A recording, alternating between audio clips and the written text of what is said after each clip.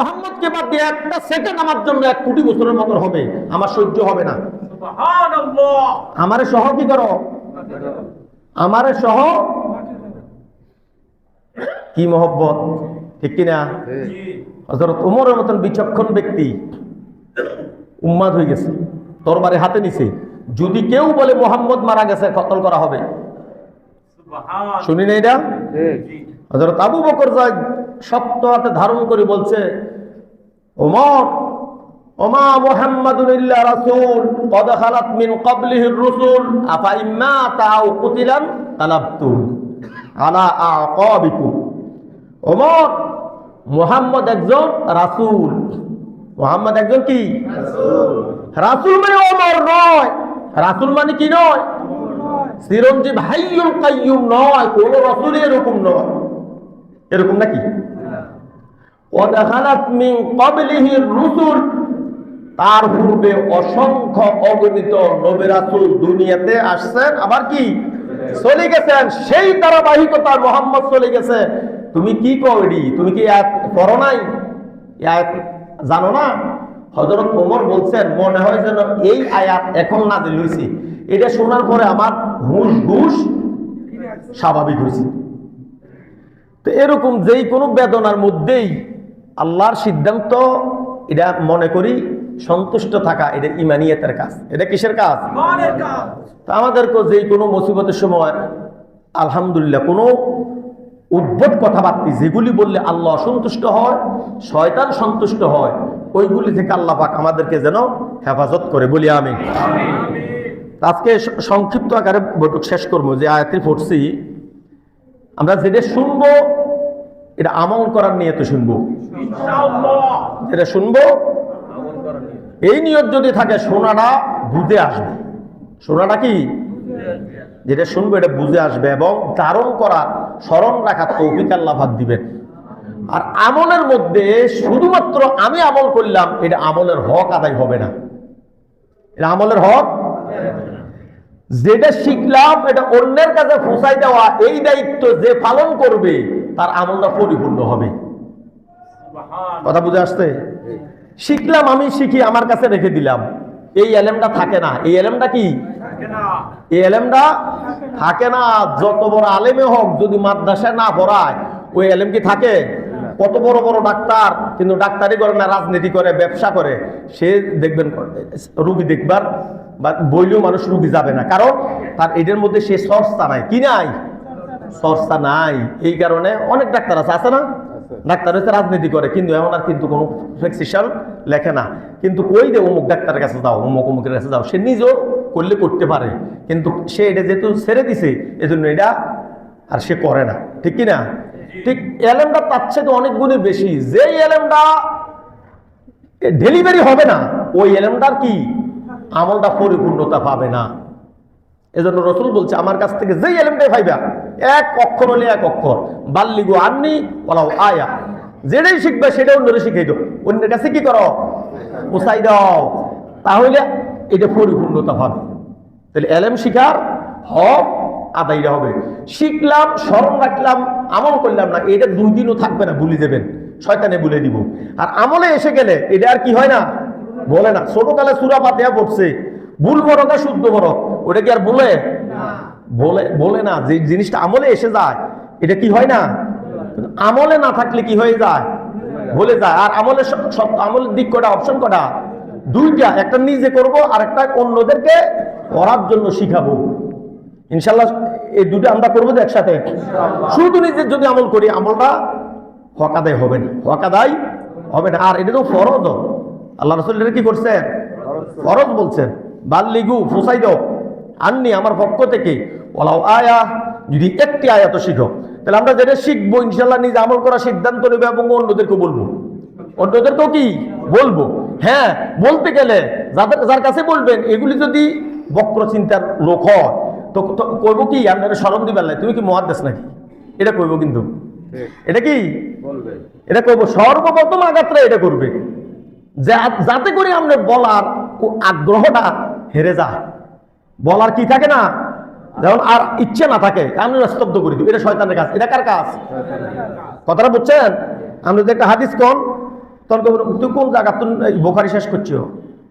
এটা যে কত বড় শয়তান, এটা একটা শয়তান। এটা কি তো কোন মাদ্রাস তাফসীর পড়িয়েছো? এক মাইরে আমনে স্তব্ধ হয়ে যাবেন। এটা শয়তানের কাজ। এটা কার কাজ? তাইলে শুরু করতে হবে এইভাবে, আমি অমুক দিন অমুক জায়গা, অমুক ইউটিউবে, অমুক চ্যানেলে, অমুক বক্তার কাছ থেকে, অমুক মসজিদের অমুক খুতবায়, অমুক আলোচনা আমি একটা কথা শুনছি, এই কথাটা আপনারা শোনাই। তাহলে ওই শয়তানে একটু সাহস কম পাইব, ঠিক কিনা? ঠিক আছে না কথাটা? আপনি আরেকজনে ভাইয়া দি বলবেন, আরেকজনের ভাইয়া।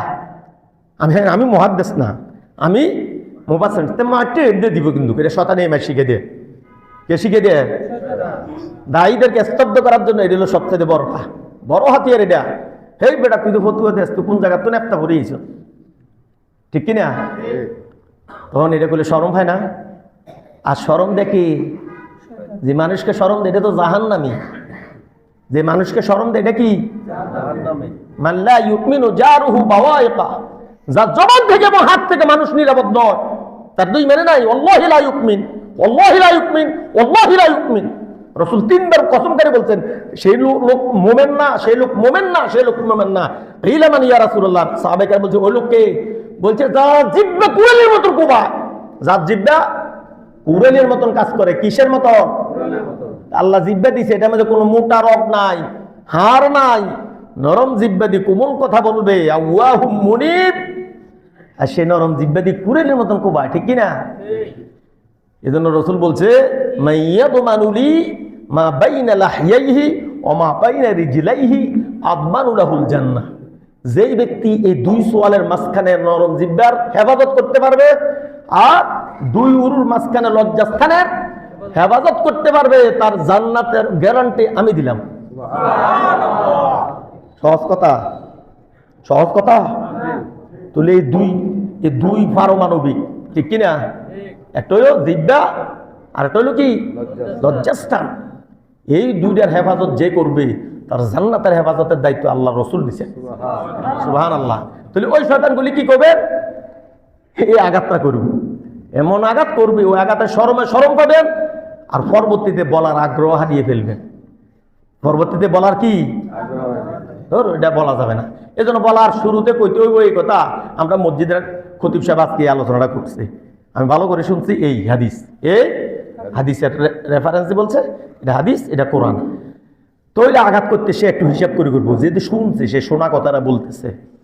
তাহলে আমরা ইনশাল্লাহ শুনবো মানার নিয়তে, এবং অন্যদেরকে কি এই কথাগুলি শোনাই দিব, পৌঁছাই দিব ইনশাআল্লাহ। আল্লাহ পাক বলতেছেন সূরা তাওবা, ইয়া আইয়ুহাল্লাযীনা আমানু, ওহে ঈমানদারেরা, লা তাত্তাখিযু আবাকুম ওয়া আবনাকুম ওয়া ইখওয়ানাকুম আউলিয়া ইন ইসতাহাব্বুল কুফরা আলা ঈমান।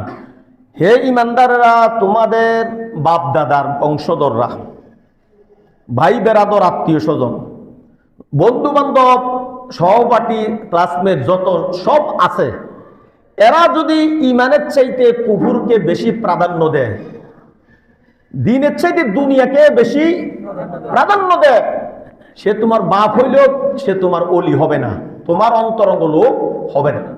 মা হইলেও সে তোমার অন্তরঙ্গ লোক হবে না। হ্যাঁ, মায়ের অধিকার, বাপের অধিকার, ওইটা তুমি পালন করবে এবং এদের সাথে এই ভালো আচরণ করবে, কিন্তু অন্তরঙ্গ কি হবে না?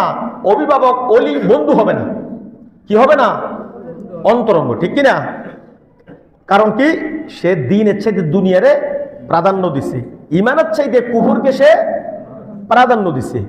তাইলে ইমান এবং কুফুর এই দুটোর পার্থক্য করলে নিতে হবে। যদি সে ইমান থেকে কুফুরকে বেশি প্রাধান্য দেয়, দিন থেকে দুনিয়াকে বেশি প্রাধান্য দেয়, মুমিন ব্যক্তিরা তাদেরকে অন্তরঙ্গ বন্ধু হিসাবে, অলি হিসাবে গ্রহণ করতে পারে না, সে যেই হোক। এক কথা, সে যেই হোক। তো সবচেয়ে আপনজন তোর মা বাপ, এরপরে কি?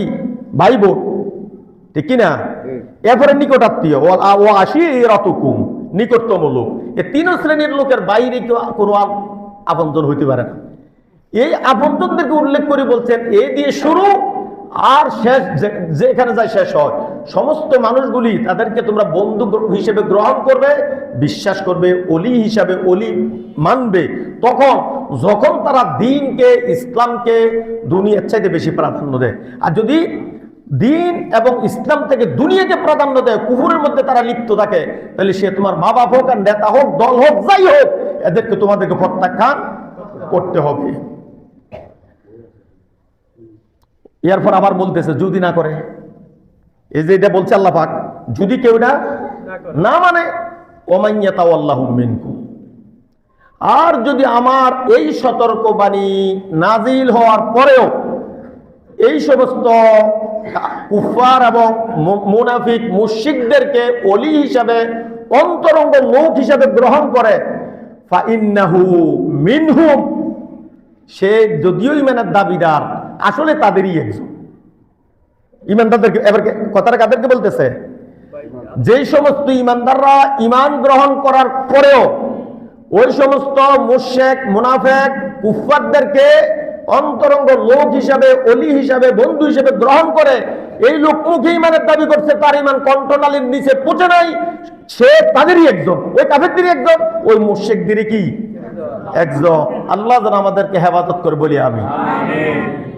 তাহলে কথা বুঝে আসছে না? সহজ না কথা? তাহলে একজনকে ভালোবাসবো কিসের কারণে? ইমানের কারণে, আল্লাহর মহব্বতে, আল্লাহর কারণে। আরেকজনকে ভালোবাসা থেকে বিরত থাকবো, তাও আল্লাহর কারণে। কার কারণে? মান আহাব্বা লিল্লাহ ওয়া আবগাদা লিল্লাহ ওয়া আ'তা লিল্লাহ ওয়া মানা লিল্লাহ ফাকাদ ইসতাকমালাল ঈমান। যে আল্লাহর জন্য ভালোবাসে, যে আল্লাহর জন্য দুশমনি করে, যে আল্লাহর জন্য দান করে, যে আল্লাহর জন্য খাওয়ায়, যে আল্লাহর জন্য খাওয়া দান থেকে বিরত থাকে, ফাকাদ ইসতাকমালাল ঈমান, সে তার ঈমানকে কি করছেন? বুঝে আসছে তো হাদিসটা? ভালোবাসলো আল্লাহর জন্য ভালোবাসবো, ভালোবাসা থেকে বিরত থাকবো, দুশমনি করবো, সেটাও আল্লাহর জন্য। সেটা কার জন্য? দান করলেও আল্লাহর জন্য, দেখাবার জন্য না। দানের হাদিস আমরা শুরুতে শুনলাম না এদের কিতাব থেকে? তাহলে দান করবো আল্লাহর জন্য, দান করা থেকে যদি বিরত থাকি সেটাও কি আল্লাহর জন্য। তার মানে আমার জীবনের সবকিছু আল্লাহর জন্য। সবকিছু কার জন্য? ইন্না সলাতি ওয়া নুসুকি ওয়া মাহইয়ায়া ওয়া মামাতি লিল্লাহি রাব্বিল আলামিন। আমার নামাজ, আমার কুরবানি, আমার হায়াত, আমার জীবন, আমার মরণ সব কার জন্য? সব আল্লাহর জন্য। আমার বলতে কিচ্ছু নাই। আমার বলতে কিছু আছে নাকি? আমি গোলাম। আমি কি গোলাম? গোলামের মালিক কে? মুনিব, ঠিক না? মুনিব যাই করে, ইচ্ছে হোক অনিচ্ছে হোক, মেনে নেওয়া হলো গোলামের কাজ। মেনে নেওয়া কি? যদি না মানে এটা কি আর গোলাম থাকে? তাহলে আমাকে চিন্তা করতে পারেন না কোন মানের গোলাম। একদিন গোলামের কথা বলছিলাম না, মনে আছে নি? ইমাম শাফি রহমতুল্লাহ গোলাম কিনছে। গোলাম আর জিজ্ঞেস করতেছে তোমার নাম কি, তোমার চাহিদা কি, তোমার ডিমান্ড কি, কি খাও, কি পড়ো, সব কথার উত্তরে বলছে আপনি আমার মুনিব, আমি হইলাম গোলাম। গোলামের আবার চাহিদা আছে নাকি? গোলামের আবার ডিমান্ড আছে নাকি? গোলামের আবার নাম আছে নাকি? মুনিব যেই নাম দেয়, গোলাম দিল তার ইচ্ছা। মুনিব যে নাম দেয় গোলামের, সেটি আমার নাম। আর আপনি যেটা খাওয়াবেন সেটি আমার খাদ্য। আপনি আমাকে যেটা পড়াবেন সেটি আমার কি? সবকিছু আপনার। আপনি যেটা কর। ইমাম শাফি রহমতুল্লাহ কয় গোলাম আর মুনিব, কোরআন শরীফে কত আয়াত আছে, আছে না? হাদিসে কত হাদিস শুনলাম, পড়লাম, পড়াইলাম, লিখলাম। জীবনে গোলামের এত সুন্দর ব্যাখ্যা আর পাই নাই। গোলামের ইমাম শাফি কি সাধারণ লোক নাকি? ইমাম আবু হানিফার মতন আরেকজন, ইমাম আবু হানিফার মতন চারি মাযহাবের এক মাযহাবের ইমাম। সে বলছেন এ কি কও, এইটি গোলাম আর মালিকের মুনিবের সম্পর্ক। তো আমরাও তো গোলাম, আমরা তো আরেকজনের গোলাম। কার? গোলাম। তোমার যে ব্রেন, তোমার যে মেধা, তোমার যে জ্ঞান, আমার জীবনে গোলামের এত সুন্দর ব্যাখ্যা পাই নাই। আমার জীবনে কত মুহাদ্দিসের দর্শে বসছি, কত মুহাদ্দিসের দার্স শুনছি, মুফাসসিরের তাফসীর শুনছি, কত কিতাব পড়লাম, অসংখ্য গণিত, এত সুন্দর ব্যাখ্যা আমি কোনো জায়গা পাই নাই। তুমি তো আমার উস্তাদ, তুমি গোলাম না, তুমি আমার কি উস্তাদ। তুমি তো উস্তাদ হয়ে গেছো আমার। তুমি আজাদ, তোমার আজাদ করে দিলাম, তুমি গোলাম হওয়ার লোক না। সুবহানাল্লাহ। গোলামের ব্যাখ্যা, গোলামের ব্যাখ্যা। তুই আমরা তো আল্লাহর গোলাম, আমরা কার গোলাম? কোন ইচ্ছে থাকবে গোলামের? আল্লাহ যেটা করে সেটাই গোলামের মেনে নেওয়া, গোলামের কাজ সেটা, গোলামের কাজ সেটা। ইমাম শাফি কয় গোলাম তোর কাছে গোলাম আর মনিবের ব্যাখ্যা যেটা পাইছি এর জীবনে আমি পাই নাই, কোনো জায়গা কিতাবেও না আর দর্শের মধ্যে শুনি নেই। এই হলো গোলাম আর মনিবের সম্পর্ক। গোলামের কোনো চাহিদা থাকতে পারে না, গোলামের কোনো আল্লাহ চাহিদা বাদ দিয়ে যদি কোনো বান্দা তার নিজের চাহিদার অনুসরণ করে তাকে তার নফসের গোলাম বলা হয়, আল্লাহর গোলাম বলা হয় না। তারে কার গোলাম বলা হয়? নফসের গোলাম। আফারাআইতা মান ইত্তাখাযা ইলাহাহু হাওয়া। হে রাসূল আপনি কি ওই লোককে দেখছেন তার কামনা বাসনাকে ইলা বানাই দিছে? কারা বানাই দিছে ইলা? তার মন যা চায়, মন চাই জিন্দেগি সে এভাবে জিন্দেগি পরিচালনা করতেছে, পালন করতেছে, লালন করতেছে, অতিবাহিত করতেছে। আফা আনতা তাকুনু আলাইহি ওয়াকিলা। এই সমস্ত নফসের গোলাম যারা, তাদেরকে কি আপনি সুপথ দেখাইতে পারবেন? তাদের ওকালতি, তাদের উকিল, তাদের সুপারিশ হাউজে কাউসার কিয়ামতের মাঠে সুপারিশ করে তাদেরকে কি আপনি রক্ষা করতে পারবেন? প্রশ্ন করতেছে আল্লাহ পাক। তার মানে পারবেন না। তার মানে কি নফসের গোলাম যারা, তাদেরকে আপনি আল্লাহ সম্পর্কে বুঝাইতে পারবেন না। গোলাম যে মানি নে আল্লাহকে, আল্লাহ আমার গোলাম, এরপরে যদি সে ভুল করে তাহলে তারে বুঝাইতে পারবেন সে এটা ভুল করছে। সে এটা কি করছে? ভুল করছে। ঘুমন্ত লোককে ধাক্কা দিয়ে উঠে যাবো, ঠিক কিনা? যেটা ঘুমের বান ধরছে এটাকে কিডনি ফাটাইলে এটা উঠাতে পারবেন না, কারণ এটা বান ধরছে। কি করছে? যেটা নফসকে আল্লাহ মনিব হিসেবে গ্রহণ করছে এটার দায়িত্ব আপনি নিতে পারবেন না। এটার উকিল, উকিল আরবি শব্দ কিন্তু, ওইটার ওকালতি আপনি করতে পারবেন না। তাইলে আমাদের নিজস্ব কোনো কি নাই, চাহিদা চাওয়া পাওয়া নাই। চাওয়া পাওয়া একটাই, আল্লাহ কি বলেছেন, রাসূলুল্লাহ সাল্লাল্লাহু আলাইহি সাল্লাম কি করেছেন, অথবা আল্লাহ রাসূল কি বলেছেন, সাহাবায়ে কেরাম কিভাবে করেছেন। এটা হলো গোলামের আদর্শ। এই দুইটার বাইরে কোনো কথা নাই। এই দুইয়ের বাইরে কি নাই? আল্লাহ রাসূল কি বলেছেন, সাহাবায়ে কেরাম কি করেছেন বা কিভাবে করেছেন, এ হলো বান্দার কাজ, এ হলো গোলামের কাজ। এ হলো কি, এবার এটা ইচ্ছে হোক অনিচ্ছায় হোক মানতেই হবে, যদি আল্লাহর বান্দা স্বীকার করে। আর যদি না মানে তাহলে সে ওই কাফেরদের অনুসারী, না মুনাফিকদের অনুসারী, না কুফফারের অনুসারী, আর নিজের নফসের গোলাম। তাহলে আমরা ইনশাআল্লাহ কথাগুলি বুঝছি তো। আর কয়েকটা কথা বলি, বর্তমানে এগুলি বলা দরকার। এগুলি বলা কি এই সময়ের সাথে আমি যে কটা হাদিস আনছি এগুলি প্রত্যেকটা মসজিদ থেকে বলা উচিত, কিন্তু পরিবেশ নাই বলার, পরিবেশ নাই বিদায় বলে না। আমি যখন দেখি দাঁড়িয়ে আছে, টুপি আছে, এই লোকটাও মানব রচিত আইনের পিছনে লড়ে, এত কষ্ট লাগে বলার মতন। আল্লাহর কসম করি আমি দুইটা দিক চিন্তা করি তখন। একটা দিক সে বোঝে না, একটা দিক আমার মনে হয় বেশিরভাগ লোক না বুঝিয়ে গেছে। আর এই না বুঝার পিছনে দায়ী হবে এই জাতির আহবার এবং রহবান। এই জাতির তারা কারা? ওলামায়ে কেরাম। তারা কারা? ওলামায়ে কেরাম। সামান্য সুতেনাতা এই সুন্নতে জায়দা, মাকরু, এগুলি নিয়ে যেভাবে সোচ্চার দেয়, কিন্তু ইমান কোনটাতে থাকে কোনটাতে চলে যায়, ওই সমস্ত ইমানিয়াতের বিষয়গুলি নিয়ে এইভাবে সোচ্চার হয় না এই জাতির আলেমরা। কথা বুঝে আসছে তো? ওই কথাটি করা বলি, মানব রচিত আইন এই কুফরি মতবাদ, মানব রচিত আইন কুফরি মতবাদ। গত কোন সপ্তাহ বলছিলাম, আপনি জান্নাতের ওয়াজ করেন, জাহান্নামের ওয়াজ করেন, কোনো আপত্তি নেই, ঠিক কিনা? যেটা জাহান্নামী এটাও খুশি, যেটা জান্নাতি এটাও কি খুশি, ঠিক না? তার কারণটা কি? ওই আসলে জান্নাত জাহান্নাম সম্পর্কে অনুভূতি নাই, ও আইডিয়া নাই, ও বিশ্বাসও করে না। যার জন্য তো আপনি মাটির তলে যা হইব সব গোষ্ঠী জাহান্নামে যাক, আমার আমি ফতুয়া দিতেন, আমি ওইটাতে সমস্যা নাই। দুনিয়ার কোনো কর্মক্ষেত্রে যে আপনি ফতুয়া দিয়েন না, এ জাতির চাহিদা হলো এটা। কথা বুঝছেন? পরকালে কি হবে না হবে ওইটা আমি বিশ্বাসও করি না। আর আপনি এটা বলতে তার ঢোলে বাড়ি দিয়ে গলা ফাটাই, ওটাতে আমার আপত্তি নেই। আমার 14 গোষ্ঠীর না জাহান্নামে ফাটাই দেন, তাও আপত্তি নেই। ফতুয়া দিয়া, ঠিক কিনা? দেশ জাতি সারা পৃথিবীর লোকেরা জাহান্নামে যান, তাও আপত্তি নেই, কিন্তু দুনিয়া নিয়ে মাটির উপর নিয়ে আপনি কথা বললেন না, এইটাতে আপত্তি আছে। আপনার ওয়াজে যদি আমার একটা সমর্থক কমে, কর্মী কমে, আমার যদি একটা ভোট কমে, এই সমস্ত ওয়াজ করতে পারবেন না। এটা কোরআনে থাক বা হাদিসে থাক, অথবা জিবরাইল যদি কইও যায় তাও করতে পারবেন না। জিবরাইল যদি আমরা কইয়া যায় সেটাও করতে, এটা না কথা। সমস্ত নবীদেরকে বলছে না জিবরাইল আমাদের সাথে কথা বলতে হবে, এরপর বলছে জিবরাইল কো মানি না, আল্লাহকে লইয়া নাও। নাউযুবিল্লাহ, লাউলা ইউকাল্লিমুনাল্লাহ, আল্লাহ কেন কথা বলে না? লাউলা ইউকাল্লিমুনাল্লাহ, মুহাম্মদ তুমি কেন কথা বলো? তুমি আমাদের ভাতিজা, তুমি অমুক শহরের অমুক বেটার অমুক ক্ষুদ্র, তুমি নবী দাবি করছো, এটা মানবো না, আল্লাহকে নিয়ে আসতে হবে।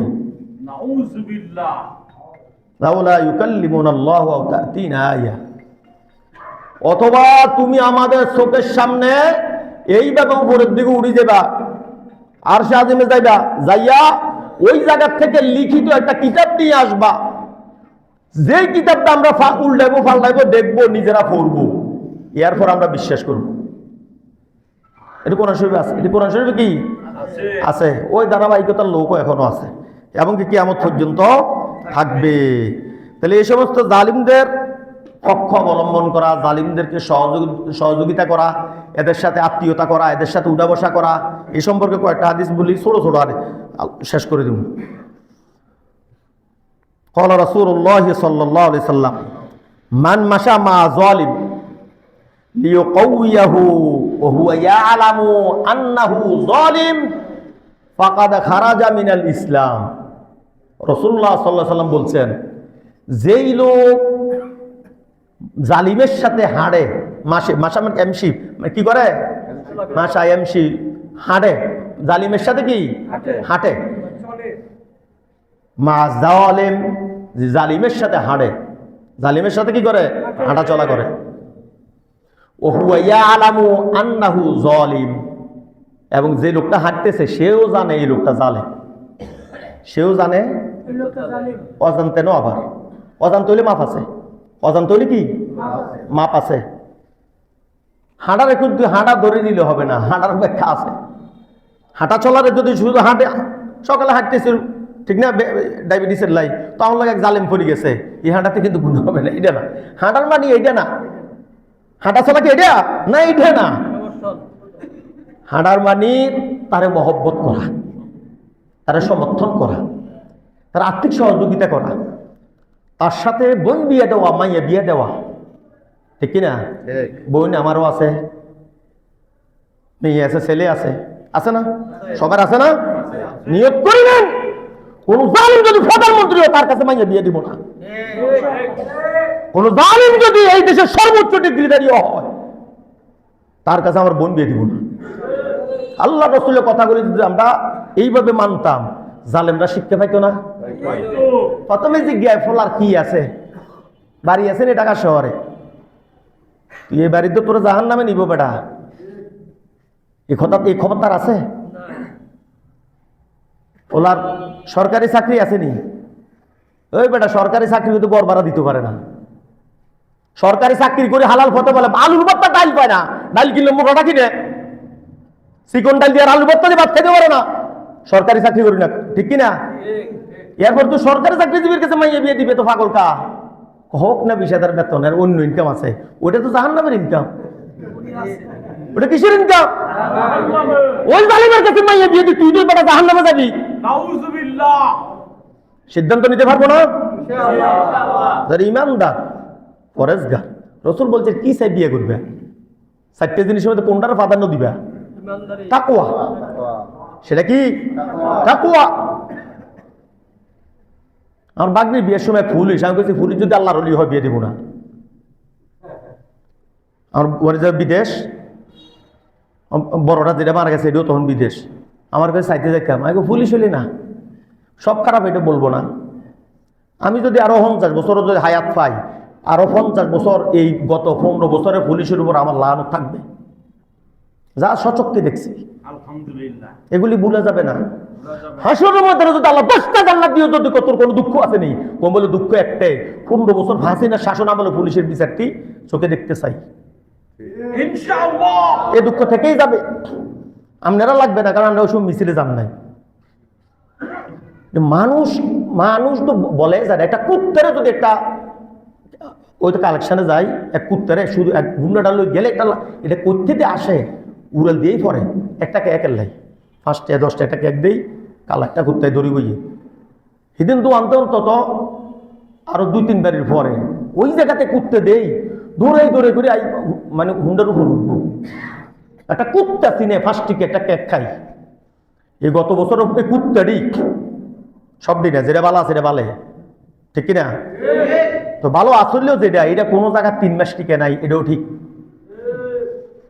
এক মুক্তিযোদ্ধা, ফরিদপুরের মুক্তিযোদ্ধার ছেলে পুলিশ, ও এত লম্বা লোক এই এলাকাত নাই, এই লম্বা দাড়ি। হ্যাঁ, আমি যেখানে যাইতাম বেডিং পত্র খুলতাম না, কিল্লাই আমি যাইবার সময় নিয়ত করে 2 জায়গাতে আরেক জায়গায় যাওয়া লাগবো।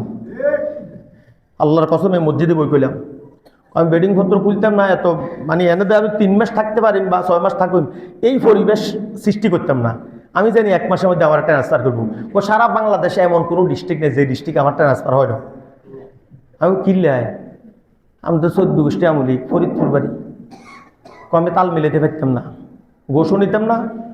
এই কারণে আমারে তাদের ক্ষতিও করতাম না, কিন্তু তারা শরমাইতো। তারা কি শরমাইতো আমার সামনে, তারা শরমাইতো অবৈধ পথে চলতে। এই জন্য আমার এত ট্রান্সফার। কথা বুঝেছি? তার বোনের করলাম বোন, ওইটা ফরাজি সিনেন একটা বংশরই, গাজীরাজের বংশ ফরাজি একটা আমাদের এলাকা আছে।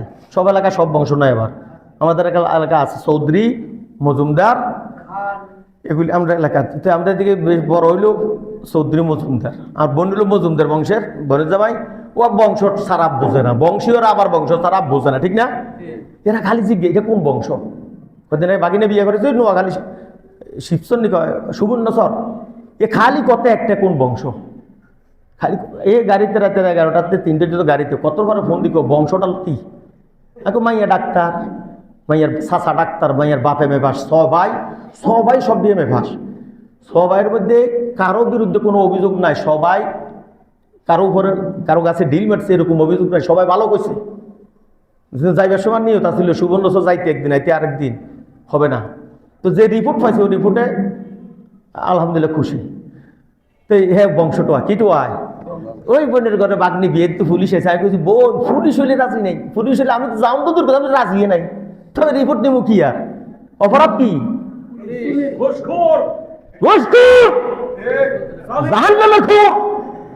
অপরাধ কি?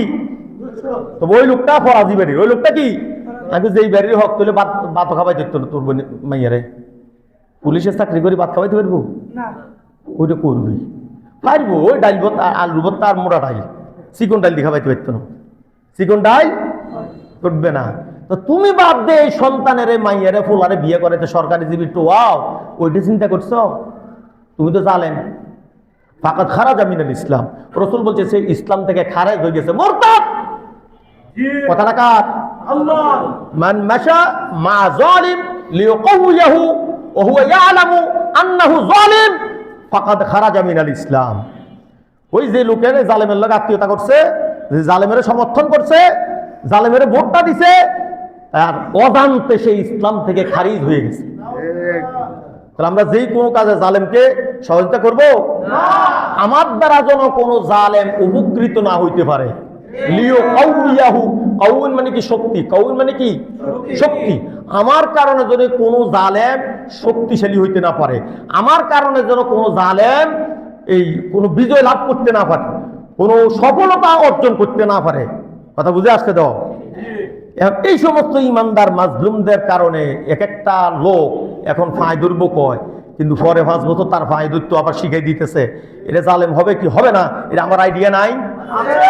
কত ছাগলের জিজ্ঞাসা, ছাগল তুই সামনে কারে সমর্থনটা করবে, কৌ মুখে রেখো কিনলে তার একটা ভালো গুণ কো, ওইটা জানি না অনেক কি পাগল না ছাগল, তুই কিনলে দিবি? ও আগের থেকে দিছি, আগে আমি জাহান নামে নামলে দিছি, অন জাহান নামে জানি, এটা না কথা। আফসোস লাগে এই জালেমে যদি এই বেকুব মাফি এই জাহেল যদি মসজিদ থেকে আসেও তো দেরিতে, শুনবোটা কি বুঝবোটা কি, মদ জেনে খারিব একামত দিব তখন আইয়ে না, এই জালেমদের কোফালে কি হেদায়েত আছে? আগে তো শুনতে হইব, আগে তো কি শুনতে হবে, ঠিক কিনা? তো যে গিয়া দাঁড়িয়ে আছে, এত লম্বা দাড়ি দূরি নাই, এইটা কইলে আমারটা এত কষ্ট লাগে না। দাঁড়িয়ে আছে, বুঝে যায় নামাজ পড়ে, মই এটাও কয় মানব রচিত আইনের পক্ষে, আল্লাহর কোরআনের পক্ষে, এটা বলে না। ও কিনলে ও আগের থেকে দিছি অনদি। তো ওর পরে চিন্তা করি, যেহেতু আগের থেকে জাহান্নামে নাম লেগে আইছে, 40-এর পরে হেদায়েতের দরজা গুটিয়ে আসে। 40-এর পরে কি হয় মনে থাকবো নি? 40-এর পরে হেদায়েতের দরজা কি হয়? সংকীর্ণ হয়ে আসে। মানে 10 ফিটের দরজা এটা 1 ফিটে আসবে। রাস্তাটা 12 ফিট। হেদায়েতের রাস্তাটা কি? উদাহরণ, এটা হাদিসের কথা না, কোরআনের কথা না। হেদায়েতের রাস্তাটা কি ধরে নেন 12 ফিট। কয় ফিট? 40 বছর পর্যন্ত এটা 12 ফিট থাকে। 40 বছর পর্যন্ত 12 ফিট থাকে। 40-এর পর এটা সংকীর্ণ হয়ে আসে। 40-এর পরে কি কত সংকীর্ণ, এটা কিন্তু হাদিসে নাই, কোরআন নাই। ধরি নেন 1 ফিট, যেটা দিয়ে ঢুকতে পারতেছে না, যেটা দিয়ে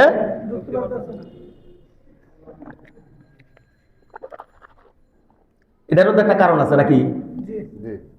এটার কারণটা মাথায় জাগছে নি? কথা বুঝেন নাই? কেন আল্লাহ আমার হায়াত দিছে 60 বছরে, 40 বছরের সময় হেদায়েতের দরজা গুটি আসবে কেন? প্রশ্ন আসে না? বুঝলে আসবে, না বুঝলে আসবে না, ঠিক কিনা? ছাত্র যেটা বুঝে ওইটাই প্রশ্ন করে, ওস্তাদ এটা কিন্তু বুঝি নাই। অর্থাৎ আমি যে 10টা পয়েন্ট দিচ্ছে 9টা বুঝছি, যদি একটু না বুঝে হ্যাঁ কিন্তু বুঝে থাকবো, হ্যাঁ এর কোনো প্রশ্ন নাই, আর কি নাই? আমার শরীর কত মলম দিব কত, হ্যাঁ তো সব দিয়ে পারে না, কোনটা জিগেব, ঠিক না?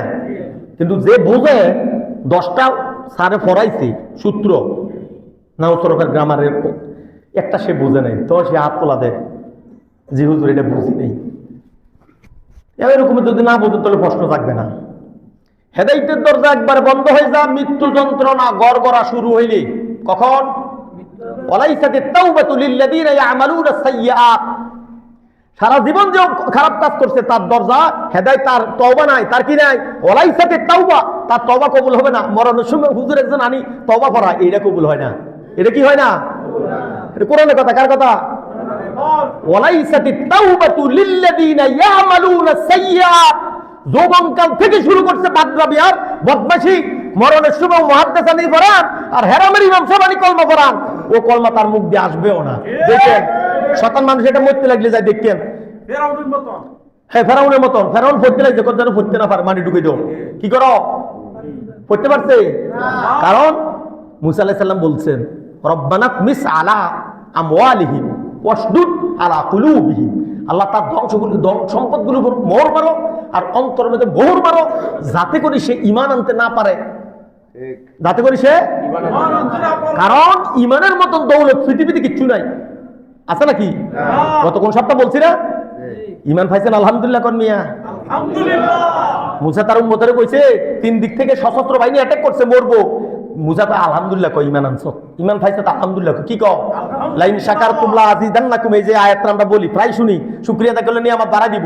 মুসা বলছেন এই কথা মুসা আল্লাহর কাছে পছন্দ হয়েছে, মুহাম্মাদের উপরে এটা নাযিল করে বুঝে দিছে। 3 দিক থেকে অস্ত্র, ইন্নাল মুদ্রাকুন, ধরা খাই গেলাম। মুসা আলাইহিস সালাম কয় ধরা খাইছো, তারপর আলহামদুলিল্লাহ কও।